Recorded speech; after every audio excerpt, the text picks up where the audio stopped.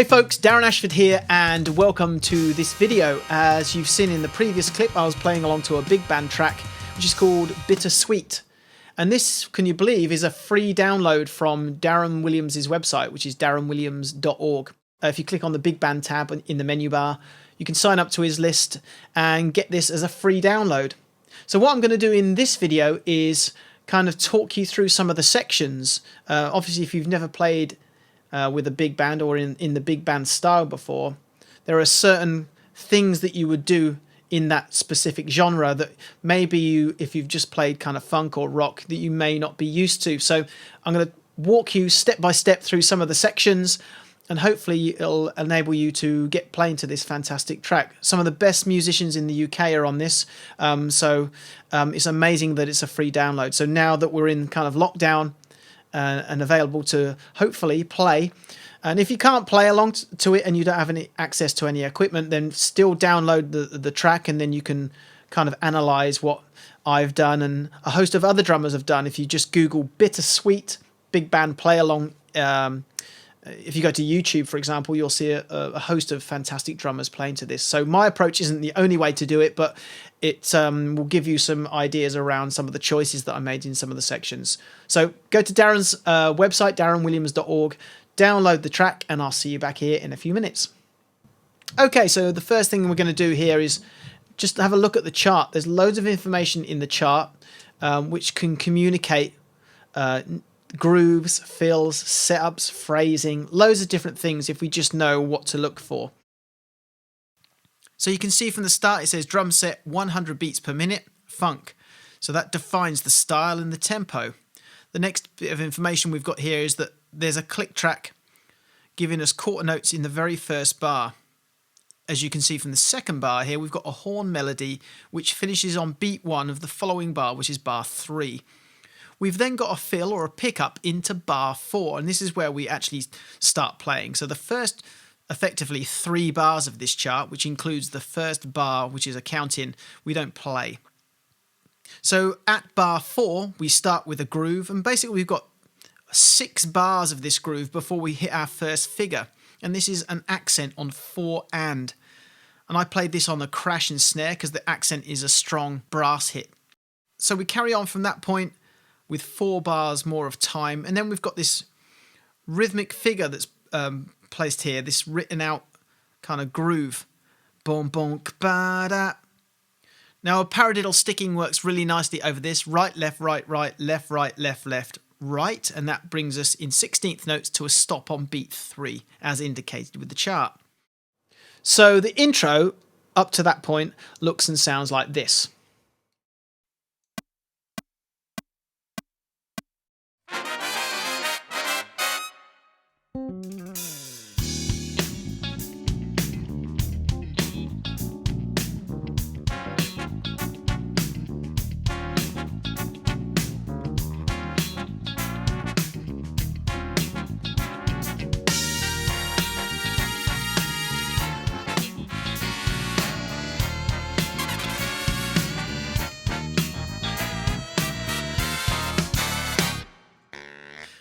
Then moving on, we've got bar 15, which is the first bar of the head or the main kind of theme of the tune. Now this happens a couple of times, notably at bar 15, 25 and at 133. At these 3 locations, we do have an 8th note rest on beat 1, so we're required to offer some silence for beat 1 here, coming in on the and of 1. As we progress through the tune, we can see that we've got some phrasing in bars 17 and 18, some 16th note phrases. Now I chose to pick out in bar 17 2E and beat 3 on the kick, and then in the following bar 1E, the second 16th of 1, and beat 2, and that follows the trumpet part. Then I catch the very last 16th note of the bar, as indicated with our tied 16th note, into bar 19. Once we hit bar 19, I go into this paradiddle sticking, which fits the brass line really nicely. It's paradiddle for beat 1, inverted paradiddle for beat 2. So the sticking is right, left, right, left, right, right, left. And I've phrased the right hand on the ride cymbal, taking the main notes of that phrase into the bell. In bar 21 and 22, we can see we've got half notes notated on the start of each bar. So what I chose to do there was to crash on beat 1 of each of those bars and use a loose hi-hat sound to complement the texture of the brass section. So effectively I'm playing long notes, or legato, instead of staccato, which is short notes. Then we've got a nice stop on beat 1 of bar 23. Then, as you can see, we've got 2 bars of rest here before we come in again at bar 25, which again is the theme with that 1 and entry point. Now in this section here, this 2-bar break, I do play a little fill right at the end, but I make sure that I keep beat 1 of bar 25 empty. Then from bar 25, we continue on through to this section in bar 27, where it says fill over 2 beats, beats 3 and 4 of the bar. If you look at bar 28, we do have an accent on beat 2. So I'm going to be filling beat 3 and beat 4, but I'm going to continue the fill on into beat 2.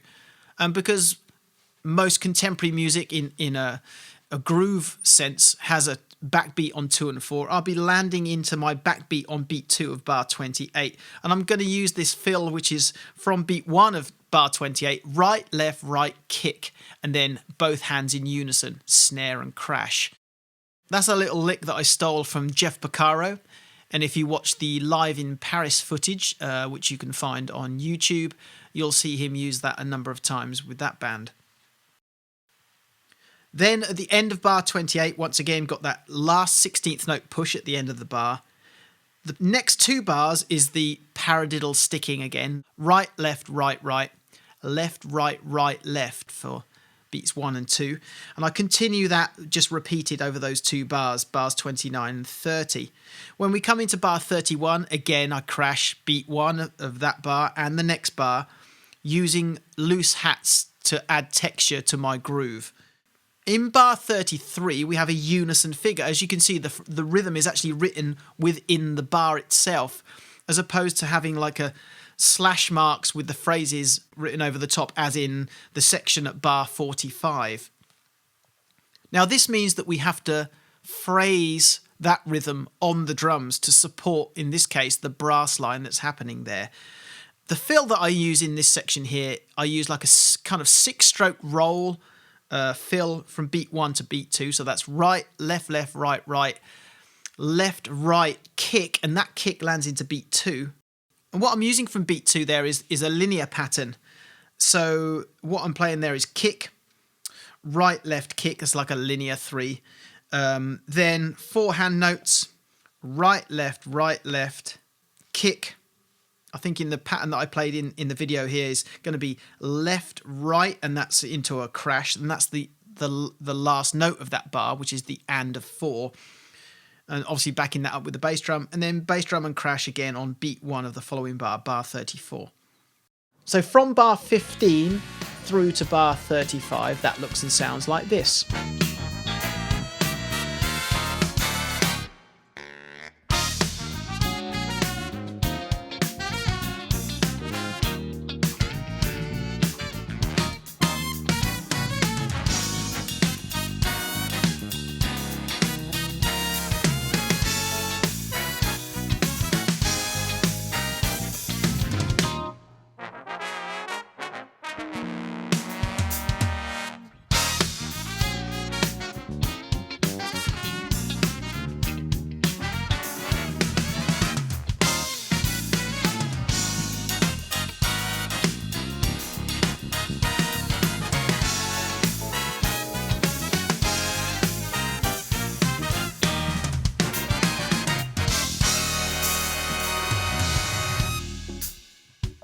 Then we're into bar 35, which is the first of our solos. Now this is the keyboard solo. So what I'm trying to do here is take the dynamic right down. We've had that really strong unison brass hit, and I want to contrast that really well and start developing the solo with a very low dynamic. As we know, dynamics is a contrasting element of music, and again, can be used to great effect when working through and rehearsing a set for a band, for example, to make sure that you include nice contrasting dynamics, as it's another thing that keeps the audience engaged. So from bar 35, the first thing that we see here is a 10-bar section, which is slightly unusual, as we know, and again, I'm generalizing here, that most music tends to be written in 4, 8, 12, and 16-bar sequences. A 10-bar section like this does, flag up, some alarm bells for me. The reason I know that it's a 10-bar section is if you look at the end of that 10 bars, there's a double bar line, and arrangers and composers use double bar lines to inform us of the form of the song. So when listening to the track, the first thing that I'm going to do is listen to this 10-bar section and figure out what the chord changes are and where they need to be signposted, if at all. Then moving on into bar 45. This section here, I didn't really play any of these phrases that are marked above the stave here. As you can see, whenever you've got slash marks and a notation above the slash marks, we need to keep time, as indicated by the slash marks, but play the phrases over the top. Now, as with any big band chart, it's up to us to interpret them as we see fit. And it doesn't mean that you have to play all of the phrases. And in this case, I chose only to play the phrase in bar 49, the one and hit, which I played on a crash and bass drum. Because I didn't think it needed anything else. So I just kept it simple, kept the groove and the time flow going, and just marked out that one push there. Going into bar 50 and then 51, particularly 51 and 52, I loosened the hi-hats again because we've got some long notes. So I'm supporting that with a legato sound from my hi-hats there. And then in bar 53, crash on beat 1 and 3, again with loose hats, coming into a nice stop on beat 1, and this signifies the intro of the sax for the sax solo. So from the keyboard solo, that looks and sounds like this.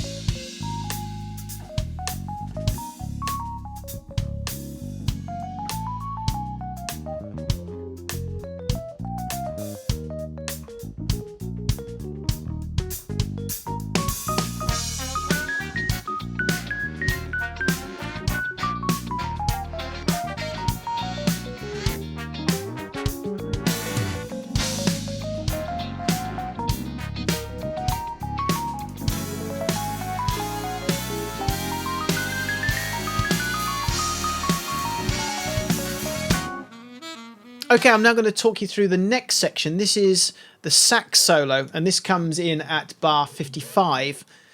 Now, again, we have two sections here. The first section is 10 bars, 65, another 10-bar section. But at the end of that 10 bars, you can see there's a phrase.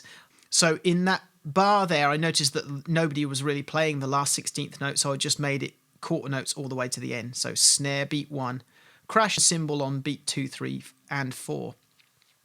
Coming into bar 75, and I move to the ride cymbal here, which gives it really nice contrast to the previous two sections of the solo.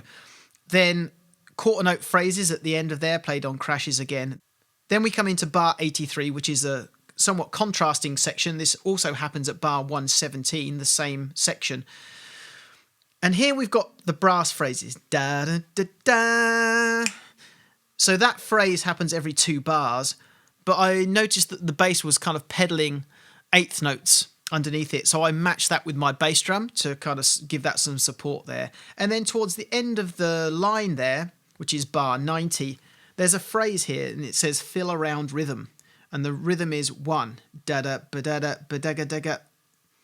Now I found that the brass are only playing quarter notes there, so I didn't play that rhythm. Again, as with any musical situation, ears as big as elephants, always let your ears be the guide of to what to play. The chart is a great help and a good starting point and a guide, but always be led by what you're hearing. So there I'm just hearing straight quarter notes.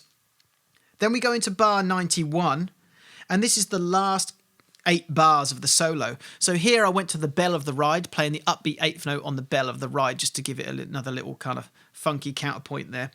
And then a stop on beat 1 at the last bar of that section there, which is bar 98. That looks and sounds a bit like this.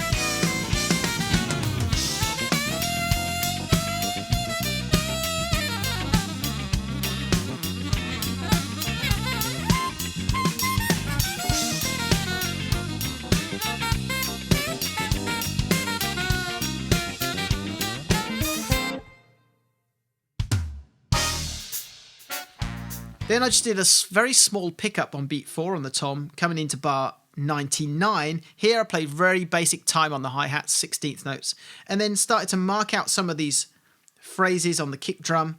And probably one of the most important phrases here is in bar 102, which is the last 16th of beat 2.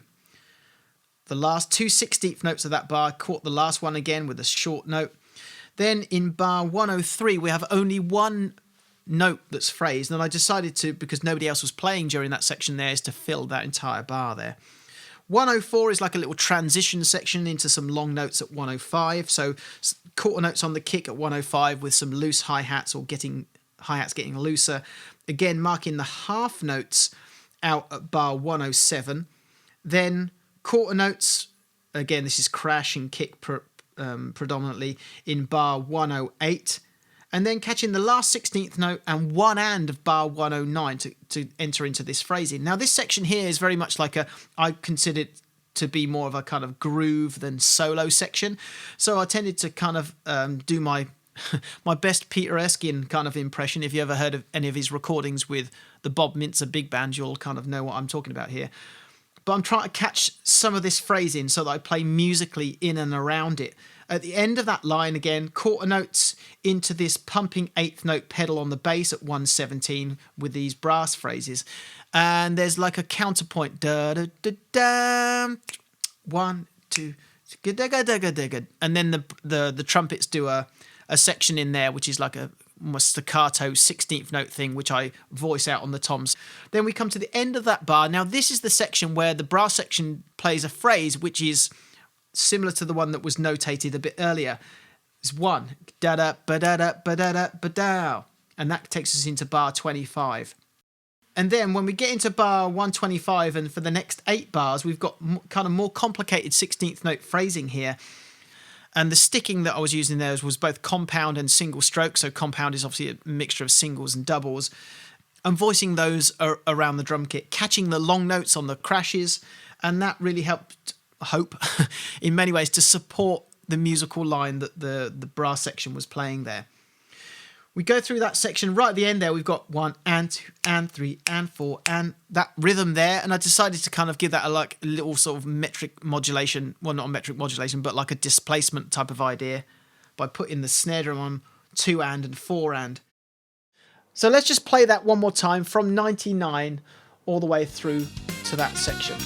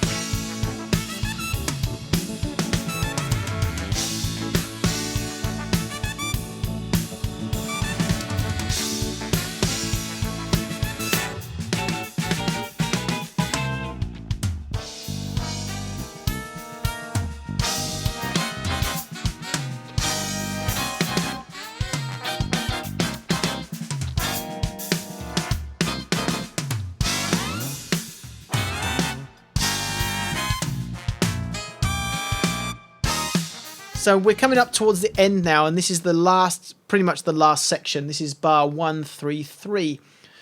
Once again, it's a reprise of the theme, and here we've got our accent or first note on one hand, so we keep beat 1 silent for an 8th note. In that last bar of that line, bar 135, we have this 2-beat fill, and again, I was going to do the Jeff Porcaro thing again of getting to beat 1 and playing my right, left, right kick lick, which finishes on crash and snare. But I noticed that the brass section over the last 2 beats of 135 were playing 16th note triplets, so I did a fill to complement that and still crash beat 2 of 136. Catching the last 16th note, and again I was using kind of my left hand to do that with a right, left sticking in 16th notes on beat 4. And then the next 2 bars, my paradiddle and inverted paradiddle sticking again. Right, left, right, left, right, left, which is incidentally one of the patterns that I saw Dave Garibaldi play, and it's in one of his books, Future Sounds, which you can check out, which is awesome. Then we come into bar 139, and again, loose hats here. And interestingly, the brass phrase that's notated here, ba, ba, da, da, da, da, da, ba, da, da, da, da, da, da, da. I didn't map out the rhythm of that phrasing. I kind of outlined it, but I played my fill on beat 4 as 4-ander, not 4-e and. And that seemed to work really nicely, and was just kind of a case in point where you don't have to phrase exactly what the other instruments are doing, but merely to complement the line that they're laying down there. Then when we come into the next bar, which is 141, we've got the unison phrase that we had before. Now the only difference between this one and the one that we played earlier is that this one finishes on 4-and. So that unison phrase will be 3, 4, 1. And not 1, 2. So we actually need to play a long note on 4-and there. So that's the only change. Then we've got 2 bars of drum fill. The band play over the first one, but the second one is actually solo. So we can decide to do, some kind of solo fill there. Bar 144, even though it's got a long note here, is still in time. One little cue that I took for what I played there was to listen to the bass. So it goes from 16th note triplets into 16th notes. Coming to the last bar, we hit beat 1 on the crash, and then listening to the track, I heard that everybody does a stop on beat 2, so I just played flam on beat 2. So from 133, which is the theme, to the end, that looks and sounds like this.